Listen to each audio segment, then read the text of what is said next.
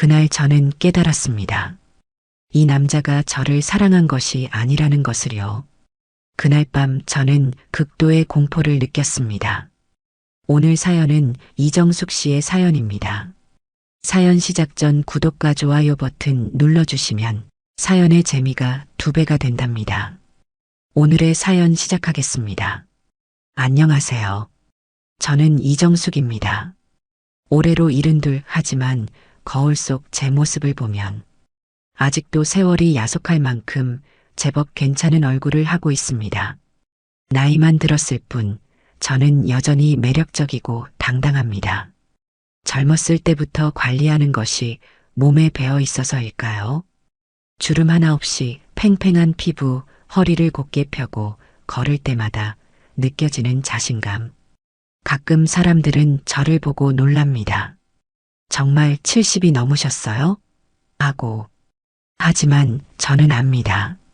아무리 젊어 보인다 한들 세월은 속일 수 없다는 것을요.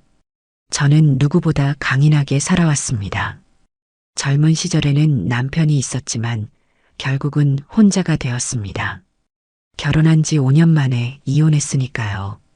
자녀는 없었습니다. 처음부터 계획했던 건 아니었지만 사업에 몰두하다 보니 아이를 가질 시간도 마음의 여유도 없었습니다. 이혼 후 저는 오직 일에만 집중했습니다. 세상에서 인정받기 위해서, 그리고 다시는 누구에게도 흔들리지 않기 위해서 말이죠. 그렇게 악착같이 일하다 보니 어느새 저는 남들이 부러워할 만한 부와 명예를 손에 넣었습니다. 젊은 날에는 사랑이 전부라 믿었습니다. 하지만 제게 남은 것은 차디찬 현실뿐이었죠. 돈은 배신하지 않지만 사람은 배신한다는 걸 일찍이 깨달았거든요. 그리고 저는 다시는 사랑 같은 감정에 휘둘리지 않겠다고 다짐했습니다. 그렇게 바쁘게 살다 보니 어느덧 70이 넘었습니다. 주변 사람들은 성공한 인생이라고 말했습니다. 넓고 화려한 집, 가끔씩 해외여행을 떠나며 보내는 우아한 시간. 저는 여전히 좋은 옷을 입고 좋은 음식을 먹으며 남부럽지 않은 삶을 살고 있었습니다. 하지만 정작 깊은 밤 집안에 홀로 남겨질 때면 알 수 없는 허전함이 밀려들었습니다.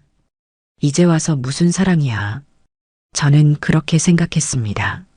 하지만 운명이란 놈은 참으로 교묘한 방식으로 사람을 흔들어 놓는 법이었습니다.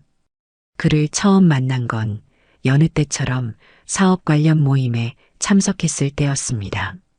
저는 오랜 시간 기업을 운영하며 성공적인 사업가로 자리 잡았고 명망 있는 사람들과의 교류도 많았습니다. 그날도 평소처럼 단정한 검은 원피스를 입고 목선이 예쁘게 드러나는 진주 목걸이를 걸고 모임에 참석했습니다. 부유한 사업가들과 투자자들이 모인 자리였죠. 늘 그래왔듯이 저는 사람들과 적당한 인사를 나누고 적절한 거리를 유지한 채 자리를 지키고 있었습니다. 그때 제 시선을 끄는 한 남자가 있었습니다. 멀리서도 단번에 눈에 띄는 사람. 흔히들 중후한 멋이라고 표현하는 분위기를 가진 남자였습니다. 반듯한 정장 차림, 짙은 눈빛, 그리고 다부진 체격. 그는 모임에 참석한 사람들 사이에서도 유독 돋보였습니다. 그 남자는 처음부터 제게 시선을 두고 있었습니다. 처음엔 단순한 착각이라 생각했습니다. 하지만 그가 제 앞으로 다가와 잔을 들며 말했습니다. 이정숙 회장님 뵙고 싶었습니다. 저는 가볍게 미소 지으며 고개를 끄덕였습니다. 그러세요? 네. 저는 박재훈이라고 합니다. 이번 프로젝트에 투자를 하려고 합니다. 저는 그의 이름을 듣고 살짝 고개를 기울였습니다. 박재훈 씨 어디서 많이 들어본 이름인데요. 그러자 그가 웃으며 말했습니다. 제가 워낙 조용히 일하는 스타일이라 직접 본 적은 없을 겁니다. 하지만 이 회장님을 뵙고 싶어 했던 건 사실 꽤 오래된 이야기입니다. 저를요? 네. 그의 눈빛은 흔들림 없이 깊었습니다. 오래전부터 알고 있었습니다. 강인한 여성 사업가, 남성 중심의 업계에서 홀로 굳건하게 자리를 지켜온 사람.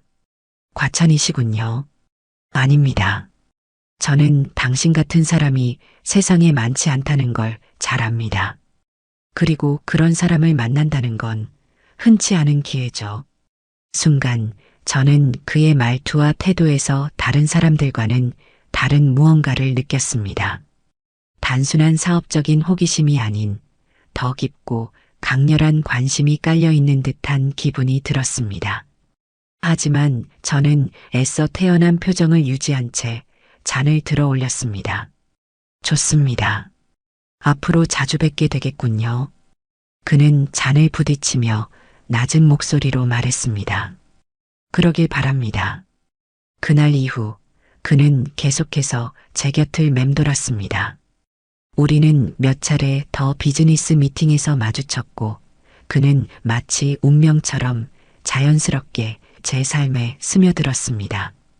그리고 어느 날 저녁, 그는 저를 정식으로 저녁 식사에 초대했습니다. 이 회장님, 비즈니스가 아닌 자리에서도 뵙고 싶습니다. 그렇다면 어떤 자리로 초대해 주시겠어요? 그는 깊은 눈빛으로 저를 바라보며 확신에 찬 목소리로 말했습니다. 당신이 부담 느끼지 않을 만큼 하지만 분명히 제 마음이 전달될 수 있는 자리로.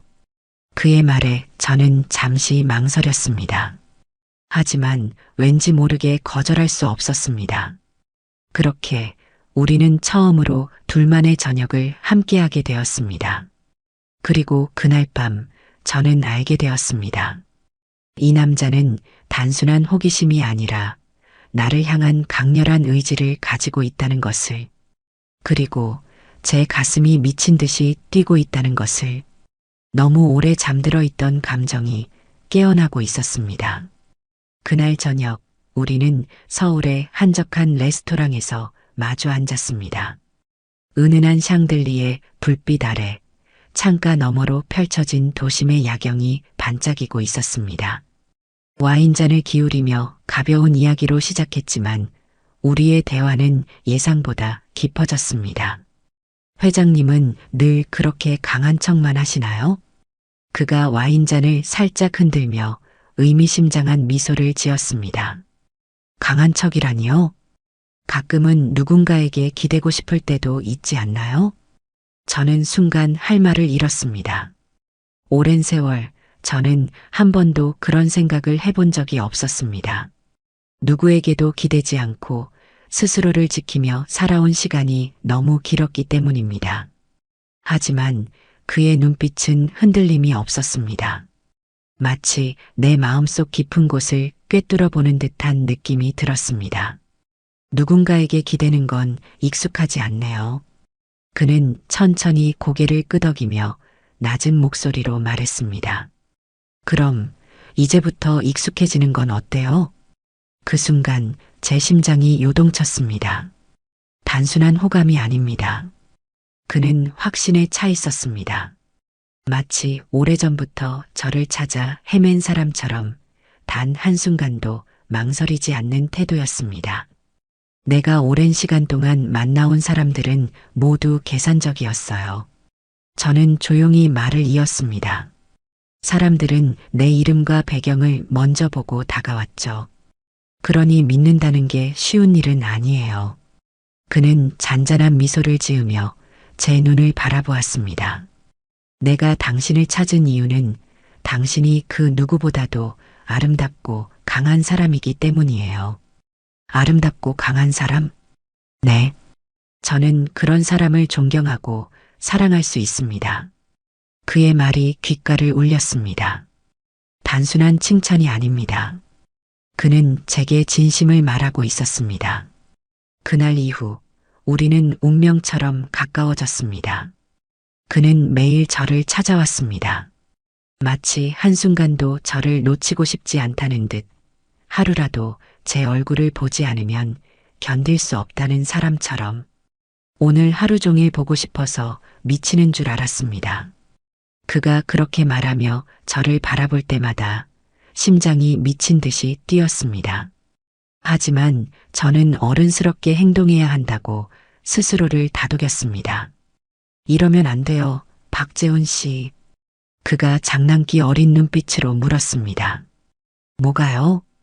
저는 한숨을 쉬며 말했습니다. 난 당신보다 나이가 많아요. 그는 조용히 제 손을 잡았습니다. 따뜻하고도 단단한 손.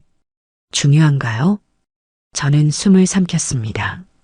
그의 손길이 너무 강렬해서 도망치고 싶을 만큼 난 당신이 부담스러워요. 그는 제 손을 놓아주지 않았습니다. 오히려 손가락을 천천히 얽어오며 제 눈을 바라보았습니다. 거짓말이네요. 저는 심장이 철렁 내려앉는 느낌이었습니다. 그는 알고 있었습니다. 제가 이 사랑을 두려워하고 있다는 걸. 하지만 도망치고 싶어도 이미 너무 깊이 빠져버렸다는 걸. 그날 밤 우리는 함께 바닷가를 걸었습니다. 밤바다의 파도 소리가 조용히 귓가를 간지럽혔습니다. 난 아직도 믿기지가 않아요. 그가 갑자기 그렇게 말했습니다. 뭐가요? 당신이 내 앞에 있다는 거요. 그의 목소리는 낮고 단호했습니다. 그는 천천히 걸음을 멈추더니 저를 바라보며 말했습니다. 처음 당신을 본 순간부터 난 멈출 수 없었어요. 당신이 아무리 밀어내도 난 당신을 포기할 수 없었을 겁니다. 그의 눈빛은 너무 뜨거웠고 저는 숨이 막힐 것 같았습니다. 박재훈 씨. 그 순간 그는 저를 강하게 끌어안았습니다. 온몸이 얼어붙는 듯 했지만 동시에 뜨겁게 불타오르는 느낌이었습니다. 그의 심장이 제 가슴에 닿아 뛰고 있었습니다. 그는 제 귀 옆에서 속삭였습니다. 나는 당신 없이는 안 돼요. 그 순간 모든 것이 무너지는 기분이었습니다. 저는 오랜 시간 이성적으로 살아왔습니다. 현실을 따지고 감정을 억누르며 감당할 수 없는 사랑은 애초에 꿈꾸지 않으며 살았습니다. 하지만 그 순간만큼은 아니었습니다. 그를 밀어내야 하는데, 아니, 도망쳐야 하는데, 하지만 저는 그를 끌어안고 있었습니다. 그날 이후 우리는 마치 오래전부터 연인이었던 것처럼 자연스럽게 함께했습니다. 저는 한평생 사랑을 외면하며 살았던 사람이었습니다. 그런데 어느 순간 그의 손을 잡고 거리를 거닐고 있었습니다. 오늘은 뭘 하고 싶어요? 그가 장난스럽게 물었습니다. 글쎄요, 난 요즘 젊은이들처럼 연애해 본 적이 없어서 뭘 해야 할지 모르겠네요. 그는 피식 웃으며 제 손을 살며시 감싸쥐었습니다. 그럼 제가 가르쳐 드릴게요. 그렇게 우리는 여느 젊은 연인들처럼 풋풋한 데이트를 시작했습니다. 처음으로 함께한 곳은 놀이공원이었습니다. 이 나이에 놀이공원이라니 우스꽝스럽지 않겠어요? 제가 머뭇거리며 말하자 그는 자연스럽게 제 어깨에 팔을 두르며 말했습니다. 사랑하는 사람과 함께하는 곳이라면 어디든 최고의 데이트 장소가 되는 거예요. 그가 너무 당연하다는 듯 말하는 바람에 저는 더 이상 거절할 수 없었습니다. 그렇게 우리는 환호성이 가득한 놀이공원에서 손을 맞잡고 거리를 걸었습니다. 저건 타볼까요? 그가 가리킨 것은 회전목마였습니다. 저는 웃으며 고개를 저었습니다. 아니, 회전목마는 너무 유치해요. 그래요? 그럼 바이킹 타러 가요. 그건 너무 무섭죠? 그는 웃음을 터뜨리며 제 손을 이끌었습니다. 그럼 무섭지 않고 유치하지도 않은 걸 타야겠네요. 저걸로 가요. 그가 선택한 것은 두 사람이 나란히 앉아 천천히 하늘로 올라가는 관람차였습니다. 이건 괜찮겠네요. 우리는 관람차에 올라 나란히 앉았습니다. 천천히 높이 올라가면서 저는 창밖의 풍경을 바라보았습니다. 도심의 야경이 점점 더 가까워지고 멀리까지 펼쳐진 불빛들이 반짝였습니다. 아름답네요. 제가 감탄하듯 말하자 그가 조용히 말했습니다. 네, 정말 아름다워요. 하지만 그가 바라보고 있는 건 야경이 아니라 저였습니다. 저는 고개를 돌려 그의 눈을 바라보았습니다. 그 눈빛 속에는 따뜻함과 애틋함, 그리고 감출 수 없는 사랑이 담겨 있었습니다. 이 나이에 이렇게 설렐 줄 몰랐어요. 제가 솔직하게 말하자 그는 부드러운 미소를 지으며 제 손을 꼭 잡았습니다. 그게 사랑이죠. 나이가 무슨 상관이에요? 그 순간 저는 더 이상 아무것도 신경 쓰고 싶지 않았습니다. 이 남자가 내 곁에 있고 이 순간이 이렇게나 따뜻한데 무엇을 걱정해야 한단 말인가. 우리는 그렇게 젊은 연인들처럼 연애했습니다. 골목길을 걸으며 붕어빵을 나눠 먹고 한강 둔치에 앉아 서로의 어깨에 기대어 음악을 들었습니다.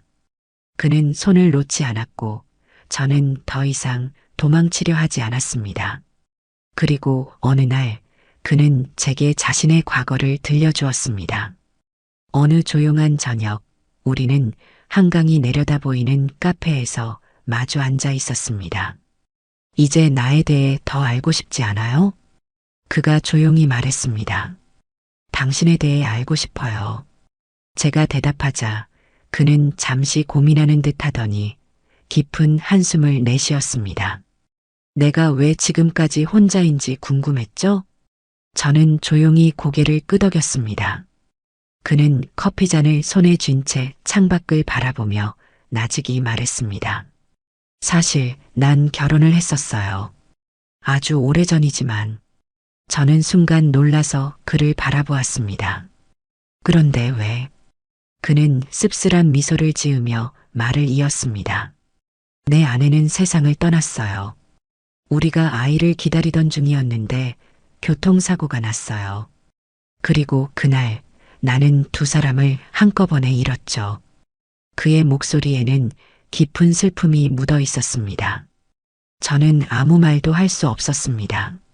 그 이후로 난 사랑을 할 수 없을 거라고 생각했어요. 아니, 사랑을 하면 안 된다고 생각했죠. 그런데 그는 고개를 돌려 저를 바라보았습니다. 당신을 만나고 처음으로 다시 사랑이 하고 싶어졌어요. 그의 눈빛 속에는 오랜 세월 간직해온 슬픔과 다시 찾아온 사랑에 대한 두려움이 뒤섞여 있었습니다. 저는 조용히 그의 손을 잡았습니다. 이제 당신이 더는 혼자가 아니라는 걸 알아줬으면 해요. 그 순간 그의 눈빛이 떨렸습니다. 그리고 그는 제 손을 더욱 단단히 잡았습니다. 그날 밤 우리는 함께 그의 집으로 향했습니다. 서로의 과거를 알고 서로의 상처를 이해한 우리는 더는 주저하지 않았습니다. 그의 품 안에서 저는 오랜 세월 닫아두었던 마음을 열었습니다. 그는 더 이상 혼자가 아니었고 저 또한 외롭지 않았습니다. 그렇게 우리는 서로의 품에서 가장 따뜻한 밤을 보냈습니다. 그날 저는 침대에서 몇 번이나 별을 보았습니다. 그의 열정을 도저히 따라갈 수 없을 정도였죠. 며칠 후, 그날 저녁 그는 무척 진지한 얼굴로 저를 바라보고 있었습니다. 우리는 단골 레스토랑에서 와인을 나누며 조용한 저녁을 보내고 있었습니다. 하지만 그는 평소와 달리 뭔가 결심한 듯한 표정이었습니다. 왜 그렇게 심각한 얼굴이에요? 제가 웃으며 물었지만 그는 미소 짓지 않았습니다. 오히려 한층 더 깊어진 눈빛으로 저를 바라보며 천천히 입을 열었습니다. 정숙 씨, 그가 제 이름을 부를 때마다 제 심장은 어김없이 빠르게 뛰었습니다. 난 당신을 처음 만난 순간부터 사랑했어요. 조용한 레스토랑 안에서 그의 목소리는 낮지만 단단했습니다. 처음엔 스스로도 인정하기 힘들었어요. 하지만 시간이 지나면서 알게 됐어요. 내 삶에서 가장 확신할 수 있는 감정이 바로 당신을 향한 사랑이라는 걸. 그의 손이 제 손을 감쌌습니다. 따뜻하고 단단한 손길. 난 당신과 남은 인생을 함께하고 싶어요. 그 순간 그는 조용히 주머니에서 작은 상자를 꺼냈습니다. 찰칵. 그가 상자를 열자 안에는 반짝이는 반지가 들어 있었습니다. 정숙 씨, 나와 결혼해 주세요. 그 순간 저는 모든 것이 멈춘 듯한 기분이었습니다. 제게도 이런 순간이 찾아올 줄은 몰랐습니다. 한평생을 독립적으로 살아온 저에게 누군가가 무릎을 꿇고 사랑을 맹세할 거라고는. 하지만 저는 알고 있었습니다. 그가 하는 말이 얼마나 진심인지, 그리고 이 순간이 얼마나 소중한지. 저는 눈물이 고인 눈으로 그를 바라보았습니다. 정말 괜찮겠어요? 그는 미소를 지으며 고개를 끄덕였습니다. 나는 세상이 뭐라고 하든 내 선택을 후회하지 않을 거예요. 당신이 내 마지막 사랑이 될 거니까요. 그 말에 저는 더 이상 주저할 수 없었습니다. 천천히 손을 뻗어 반지를 집어들었습니다. 그리고는 제 왼손 네 번째 손가락에 끼웠습니다. 그래요. 우리 함께해요. 그 순간 그는 저를 단단히 안았습니다. 그의 품에서 저는 더 이상 불안하지 않았습니다. 하지만 결혼을 준비하는 동안 우리는 많은 장애물과 마주해야 했습니다. 우리의 결혼 소식이 전해지자 많은 사람들이 의아해했고 또 손가락질했습니다. 정수가 내가 미쳤니? 20살이나 어린 남자랑 결혼한다고? 오랜 친구인 혜정이 걱정스럽게 말했습니다. 재훈 씨가 진심이 아닐 리는 없겠지만 그래도 너무 나이 차가 나는 거 아니야? 결혼이 꼭 필요한 거야? 그냥 지금처럼 연애만 하면 안 돼? 수많은 질문과 반대가 쏟아졌습니다. 심지어 그의 가족들조차도 쉽사리 받아들이지 않았습니다. 재훈아, 아무리 내가 좋아하는 사람이라지만 70대 여성과 결혼하겠다고? 평생 간병이나 하면서 살겠다는 거야? 그의 동생은 노골적으로 반대했고 몇몇 친구들은 조용히 연락을 끊었습니다. 하지만 그는 흔들리지 않았습니다. 형, 내가 누굴 사랑하든 그건 내 선택이야. 아버지, 어머니 전 정숙 씨 없이는 안 됩니다. 그는 제 손을 꼭 잡고 단호하게 말했습니다. 그리고 저를 바라보며 확신에 찬 눈빛으로 말했습니다. 정숙 씨, 내가 끝까지 지킬 거예요. 그러니 흔들리지 말아요. 저는 그의 눈을 바라보았습니다. 그의 따뜻한 눈빛에서 저는 깨달았습니다. 이 사람이면 정말 괜찮겠다고. 반대하는 사람들도 많았지만 우리는 우리의 방식대로 결혼을 준비했습니다. 드레스를 고르고 청첩장을 만들고 함께 신혼집을 알아보는 순간순간이 너무 행복했습니다. 그리고 마침내 결혼식 날, 소규모로 진행된 결혼식장에는 우리를 축복해 주려는 가까운 사람들만이 모였습니다. 흰 드레스를 입고 거울을 바라보며 저는 문득 20대의 신부처럼 설레는 기분이 들었습니다. 이제야 비로소 내 인생의 가장 소중한 순간을 맞이하는 것 같았습니다. 웨딩홀 문이 열리고 꽃길을 걸어가자 그가 저를 바라보며 서 있었습니다. 그는 언제나처럼 단정하고 멋있었습니다. 그리고 저를 바라보는 눈빛에는 오직 사랑만이 담겨 있었습니다. 우리는 서로를 바라보며 서약을 나누었습니다. 세상이 뭐라고 하든 우리는 함께할 것입니다. 이 사랑이 마지막이라 해도 나는 후회하지 않을 것입니다. 그는 제 손을 잡고 조용히 속삭였습니다. 당신을 만나서 정말 다행이에요. 저는 미소를 지으며 대답했습니다. 우리 행복합시다. 그 순간 그는 제게 입을 맞췄습니다. 사람들의 박수 소리와 축복 속에서 우리는 마침내 하나가 되었습니다. 이제 더는 홀로가 아닙니다. 우리는 세상의 편견을 뛰어넘었고 우리의 사랑을 지켜냈습니다. 그리고 우리의 마지막 사랑이 시작되었습니다. 신혼여행을 떠난 첫날 밤, 저는 베란다에 서서 와인잔을 들고 있었습니다. 달빛이 바다 위에 반짝이며 아름다운 광경을 만들어내고 있었지만 제 마음 한구석에는 설명할 수 없는 불안이 싹트고 있었습니다. 결혼식에서 행복한 순간을 보냈지만 박재훈의 눈빛이 어딘가 어색하다는 느낌이 들었기 때문입니다.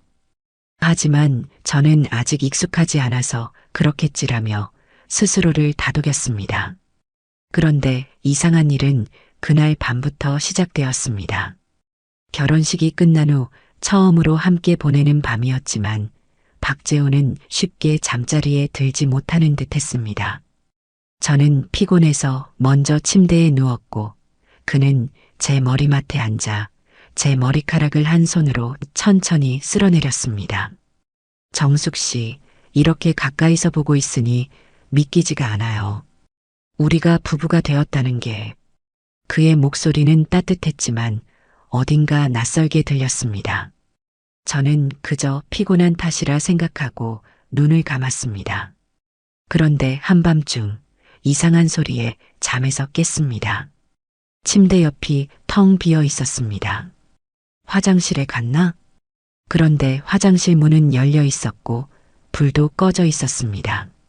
저는 호텔 방을 둘러보았지만 박재훈의 모습은 어디에도 보이지 않았습니다.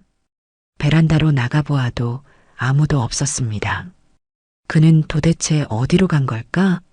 한참을 기다려도 돌아오지 않자 저는 문을 열고 호텔 복도로 나갔습니다. 조용한 밤, 복도에는 인기척 하나 없었지만 저 멀리 엘리베이터 문이 닫히는 게 보였습니다. 설마 지금 나간 건가? 새벽 2시였습니다. 신혼여행을 마치고 집으로 돌아왔을 때도 이상한 점은 계속되었습니다. 어느 날 화장대를 정리하던 중 약 봉투가 이상하게 뒤집혀 있는 걸 발견했습니다. 내가 이걸 마지막으로 꺼낸 게 언제였더라? 이전에는 분명 단정하게 정리해 두었는데 약들이 마치 누군가가 급하게 뒤진 것처럼 흐트러져 있었습니다. 불안한 마음에 서랍장을 열었더니 거기에도 이상한 흔적이 남아 있었습니다. 건강검진 결과지를 보관해 둔 파일이 어딘가 이상하게 정리되어 있었습니다. 마치 누군가가 몰래 열어보고 다시 제자리에 둔 것처럼. 설마 내가 착각하는 걸까? 저는 손을 들어 가슴을 쓸어내렸습니다. 그런데 손끝이 떨리고 있었습니다. 이상한 일들이 반복되면서도 저는 설마 하는 마음으로 박재훈을 의심하지 않으려 했습니다. 하지만 결국 제 눈으로 직접 보게 되고 말았습니다. 어느 날 저녁 박재훈이 샤워를 하는 동안 침대에 놓여있던 그의 휴대폰이 진동했습니다. 무심코 시선을 돌렸는데 화면에 떠오른 메시지가 저를 얼어붙게 만들었습니다. 걱정 마, 곧 정리될 거야. 보낸 사람의 이름은 저장되어 있지 않았지만 익숙한 듯한 대화창이었습니다. 정리될 거야? 무엇이? 누가? 순간 심장이 미친 듯이 뛰기 시작했습니다. 저는 화면을 터치하려다 손을 멈추었습니다. 이러면 안 돼. 나는 그를 믿어야 해. 하지만 제 머릿속에는 끊임없이 경고음이 울렸습니다. 신혼여행에서 사라졌던 그 밤, 약 봉투와 건강 기록이 뒤져진 흔적, 그리고 지금 이 메시지까지. 퍼즐 조각이 하나씩 맞춰지는 듯한 기분이 들었습니다. 저는 입술을 깨물며 휴대폰에서 눈을 뗐습니다. 샤워를 마친 박재훈이 방으로 들어왔고 저는 아무 일도 없었던 것처럼 평온한 얼굴로 미소를 지었습니다. 샤워했으니 개운하겠네요. 응, 오늘 하루 피곤했죠? 그는 다정한 눈빛으로 저를 바라보며 침대에 다가왔습니다. 여전히 그의 손길은 따뜻했고 입맞춤은 깊었습니다. 하지만 저는 더 이상 그의 온기가 편안하게 느껴지지 않았습니다. 그의 손이 제 허리를 감쌀 때 저는 온몸이 긴장되는 걸 느꼈습니다. 이 남자는 나를 정말 사랑하는 걸까? 이제 저는 확신이 서지 않았습니다. 저는 그날 우연히, 정말 우연히 모든 걸 알아버렸습니다. 박재훈이 외출한 사이 저는 청소를 하다가 거실 소파에 놓인 그의 가방을 발견했습니다. 평소에는 그의 물건을 함부로 건드리지 않았지만 그날따라 묘하게 신경이 쓰였습니다. 무심코 가방을 들어 올리자 예상보다 무거웠습니다. 뭐가 이렇게 무겁지? 조금만 봐도 되겠지. 별다른 의심 없이 가방의 지퍼를 천천히 열었습니다. 하지만 그 안에 들어있던 것들을 확인한 순간 저는 그대로 얼어붙고 말았습니다. 사망보험 서류였습니다. 계약자는 박재훈의 이름이었고 대상자는 저였죠. 저는 가방을 다시 뒤지기 시작했습니다. 그리고 저는 또 하나의 서류 뭉치를 발견했습니다. 그 중에는 박재훈이 몰래 떼어간 저의 건강검진 결과가 있었습니다. 최근 정밀검사 결과 고혈압 및 심장질환 초기 소견 있음. 그 아래에는 낯선 메모가 적혀 있었습니다. 약물 조정 필요, 자연스러운 진행 유도, 숨이 멎을 것 같았습니다. 자연스러운 진행? 그제야 몇 달 전부터 몸이 쉽게 피곤해지고 어지럼증을 느꼈던 기억들이 떠올랐습니다. 하지만 나이를 생각하며 대수롭지 않게 넘겼던 증상들. 설마, 저는 황급히 약 상자를 꺼내 들었습니다. 그리고 약 봉투를 확인하는 순간 등줄기가 싸늘해졌습니다. 약이 바뀌어 있었다. 제가 원래 복용하던 혈압약이 아니었습니다. 포장지는 같았지만 약의 모양과 색이 미묘하게 달랐습니다. 이 약을 누가 바꾼 거야? 머릿속이 아득해졌습니다. 그때 방 한쪽에 놓인 박재훈의 휴대폰이 눈에 들어왔습니다. 저는 심장이 터질 듯한 긴장감을 억누르며 조심스럽게 그의 휴대폰을 열었습니다. 그리고 걱정 마, 곧 정리될 거야. 그가 최근 누군가와 주고받은 메시지였습니다. 그 아래로 이어지는 대화. 약은 문제없이 바꿨어? 응, 이제 시간 문제야. 너만 조심하면 돼. 흔적 남기지 말고. 손끝이 얼어붙었습니다. 이게 무슨 뜻이야? 그 순간 퍼즐 조각들이 맞춰지기 시작했습니다. 박재훈이 몰래 제 건강 기록을 확인했던 이유, 제가 먹는 약이 바뀌어 있던 이유, 그리고 곧 정리될 거야 라는 메시지. 모든 게 선명해졌습니다. 이 남자는 나를 사랑한 것이 아니었다. 이건 계획적인 살인의 증거였습니다.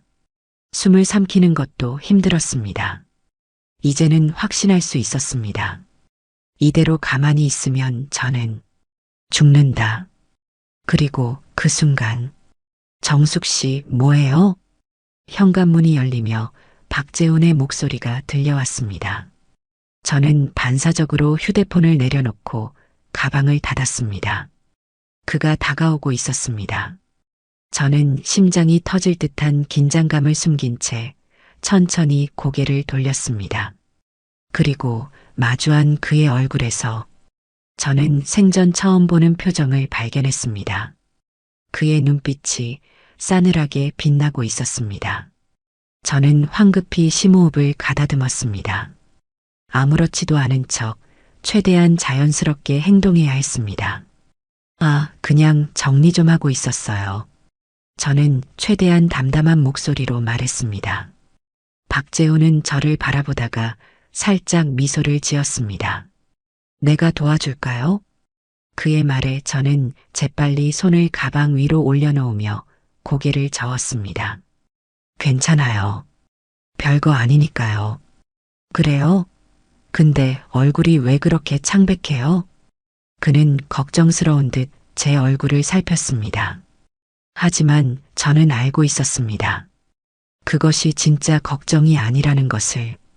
아무래도 요즘 몸이 좀 피곤해서 그런가 봐요. 저는 일부러 피곤한 듯 미소를 지어 보였습니다. 그러자 박재호는 천천히 다가와 제 어깨를 감쌌습니다. 그러니까 제가 매일 약 잘 챙겨 먹으라고 했잖아요. 오늘도 약 먹었죠? 그의 손이 제 어깨를 쓰다듬었습니다. 순간 소름이 돋았습니다. 그럼요. 당신 덕분에 잘 챙겨 먹고 있죠. 저는 억지로 미소를 지으며 대답했습니다. 그리고 아무렇지도 않은 척 천천히 그의 품에서 벗어났습니다. 잠깐 차라도 좀 마실까요? 몸이 으슬으슬하네요. 저는 최대한 태연하게 행동했습니다. 박재호는 고개를 끄덕이며 주방으로 향했습니다. 그가 등을 돌린 순간 저는 재빨리 그의 휴대폰을 제 가방으로 밀어 넣었습니다. 이 안에 분명 더 많은 증거가 있을 거야. 손끝이 떨렸지만 지금은 겁을 먹을 때가 아니었습니다. 나는 살아야 해. 그 순간 박재훈이 찻잔을 들고 다시 돌아왔습니다. 여기요. 따뜻한 생강차예요. 몸이 안 좋을 땐 이게 최고죠. 그는 환하게 웃으며 찻잔을 내밀었습니다. 그 웃음이 너무도 자연스러웠습니다. 아무 일도 없었다는 듯한 표정. 아니었습니다. 이 남자는 지금도 연기하고 있는 거야. 제 손이 미세하게 떨리는 것을 들키지 않으려 저는 천천히 찻잔을 집었습니다. 그리고 조용히 입술만 적시는 척하며 그를 바라보았습니다. 당신이 있어서 참 다행이에요. 그 순간 그의 눈이 가늘어졌습니다. 저도 그래요, 정숙 씨. 그의 손이 다시 제 손 위로 천천히 포개졌습니다. 그 손길이 너무나 서늘했습니다. 그날 밤 저는 단 한숨도 잘 수 없었습니다. 박재훈이 옆에서 규칙적인 숨소리를 내며 자고 있었지만 저는 단 한순간도 긴장을 풀 수 없었습니다. 죽고 싶지 않다면 내가 먼저 끝내야 해. 가슴이 요동쳤습니다. 이제는 확실해졌습니다. 이 남자는 처음부터 저를 사랑한 게 아니었습니다. 그는 저를 이용했고 제 돈을 원했고 이제 제 목숨까지 없애려 하고 있었습니다. 하지만 난 순순히 당하지 않을 거야. 저는 박재훈의 휴대폰을 가방에서 꺼내 조심스럽게 확인했습니다. 손끝이 미세하게 떨렸지만 정신을 똑바로 차려야 했습니다. 걱정 마, 곧 정리될 거야. 그 문자 한 줄이 제 심장을 조여왔습니다. 하지만 거기서 멈출 수 없었습니다. 저는 메시지를 더 뒤졌고 마침내 또 다른 대화를 발견했습니다. 서류 준비 끝났습니다. 이제 마지막 단계만 남았습니다. 사모님 건강 기록도 전달했으니 확인 바랍니다. 그날 밤 예정대로 진행하겠습니다. 손끝이 차갑게 식었습니다. 그날 밤 예정대로 진행? 머릿속에서 재빠르게 모든 것이 연결되었습니다. 그는 제 건강 기록을 넘겨주었고 마지막 단계라는 말까지 쓰고 있었습니다. 그렇다면 그 마지막 단계가 무엇이겠습니까?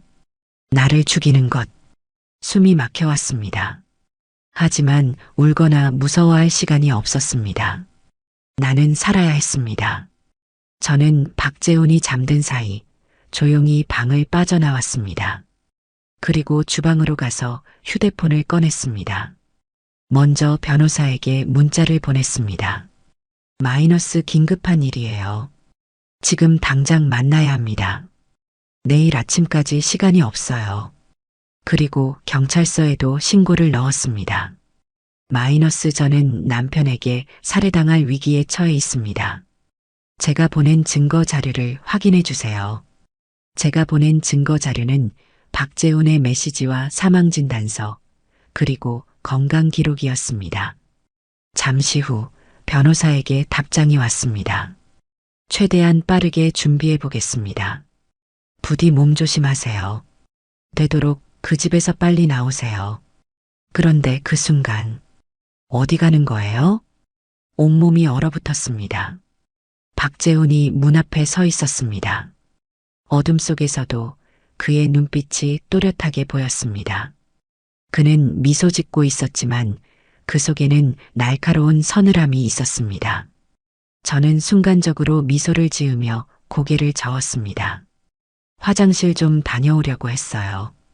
그러자 그는 천천히 다가왔습니다. 이렇게 늦은 밤에 핸드폰까지 들고 그의 시선이 제 손에 쥔 휴대폰을 향했습니다. 무슨 전화라도 했어요? 그 순간 제 심장은 미친 듯이 뛰었습니다. 하지만 저는 최대한 침착해야 했습니다. 아니요, 그냥 갑자기 변호사 생각이 나서요. 내일 재산 정리를 다시 논의해야 할 것 같아서요. 박재훈은 제 눈을 뚫어지게 바라보았습니다. 그리고 천천히 미소를 지었습니다. 그렇군요. 내일 중요한 논의를 하셔야겠네요. 그는 제 손에서 핸드폰을 빼앗듯 가져갔습니다. 그럼 오늘은 좀 쉬세요. 너무 늦었어요. 저는 간신히 미소를 짓고 방으로 돌아왔습니다. 그의 눈빛이 달라져 있었습니다. 그리고 저는 확신했습니다.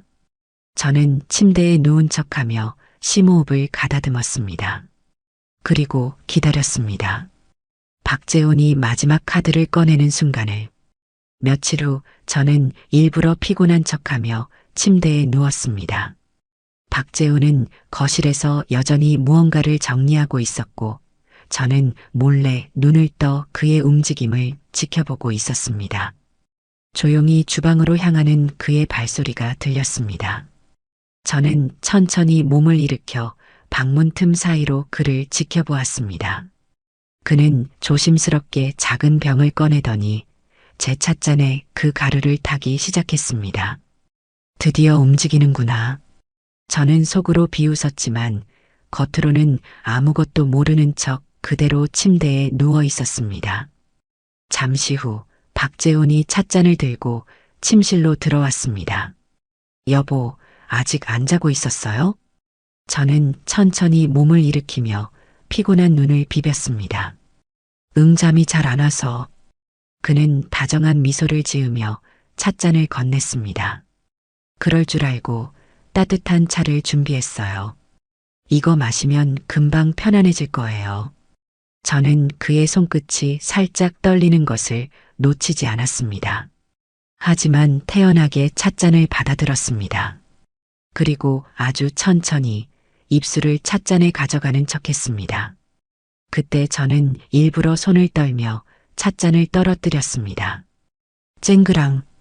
박재훈이 깜짝 놀라며 몸을 움찔했습니다. 아, 미안해요. 손이 미끄러졌네. 저는 재빠르게 바닥에 흘러내린 차를 바라보았습니다. 바로 그 순간 카펫이 닿은 부분이 미세하게 변색되는 것을 보았습니다. 역시. 그는 즉시 당황한 기색을 감추려 애쓰며 말했습니다. 괜찮아요. 내가 치울 테니까 당신은 그냥 쉬어요. 하지만 저는 잔잔한 미소를 지으며 그를 올려다보았습니다. 아니야, 여보. 내가 다시 따올게. 당신도 같이 마셔요. 그 순간 그의 표정이 굳었습니다. 뭐? 당신도 같이 마시자고요. 나만 마시면 섭섭하잖아요. 저는 그의 눈을 똑바로 바라보며 주방으로 걸어갔습니다. 그는 저를 말릴 수도 따라올 수도 없었습니다. 그의 얼굴은 점점 창백해졌습니다. 저는 천천히 주방 찬장에서 새로운 찻잔을 꺼내 아주 평범한 차를 우려냈습니다. 그리고 다시 거실로 돌아와 그 앞에 찻잔을 내려놓았습니다. 자, 이제 우리 같이 마셔요. 그는 아무 말도 하지 않았습니다. 그저 찻잔을 바라볼 뿐이었습니다. 왜? 당신이 직접 준비한 차는 못 마시겠어요? 저는 천천히 그가 준비했던 찻잔을 그의 앞으로 밀었습니다. 그의 손끝이 미세하게 떨리는 것이 보였습니다. 그 순간 저는 조용히 핸드폰을 꺼내 책상 위에 올려놓았습니다. 그리고 화면을 켰습니다. 이미 녹음이 진행 중이었습니다. 그의 얼굴이 점점 일그러졌습니다. 당신 대체 언제부터 알고 있었어? 처음부터요. 저는 조용히 미소 지으며 그를 바라보았습니다. 내가 당신보다 더 어리석을 거라고 생각했나요? 그 순간, 경찰입니다. 문을 여십시오. 문이 벌컥 열리며 경찰들이 들이닥쳤습니다. 그는 경악한 얼굴로 소리쳤습니다. 이건 오해야. 여보, 아니, 이정숙 씨, 내가 그런 게 아니야. 저는 조용히 미소를 지었습니다. 이제 와서 발뺌해도 소용없어요. 박재훈 씨, 당신이 했던 모든 행동, 내가 다 지켜보고 있었으니까. 그가 발악하며 저에게 다가오려 했지만 경찰들이 곧바로 그를 제압하며 수갑을 채웠습니다. 당신을 살인미수 및 사기 혐의로 체포합니다. 변호사를 선임할 권리가 있으며. 아니야, 아니라고. 그는 몸부림치며 소리쳤지만 저는 더 이상 그를 볼 필요조차 없었습니다. 저는 천천히 돌아서며 문 쪽으로 걸어 나갔습니다. 그가 절박하게 제 이름을 부르며 외쳤습니다. 이정숙, 제발 한 번만 기회를 줘. 저는 단 한 번도 뒤돌아보지 않았습니다. 그가 처절하게 울부짖으며 끌려가는 소리를 들으며 저는 조용히 문을 나섰습니다. 그리고 깊은 숨을 들이마셨습니다. 이제 끝났다. 제가 걸어나간 문 너머로 따뜻한 햇살이 쏟아지고 있었습니다. 저는 처음으로 진짜 자유를 느꼈습니다. 그리고 속으로 다짐했습니다. 이제부터는 내 인생을 살아가겠다.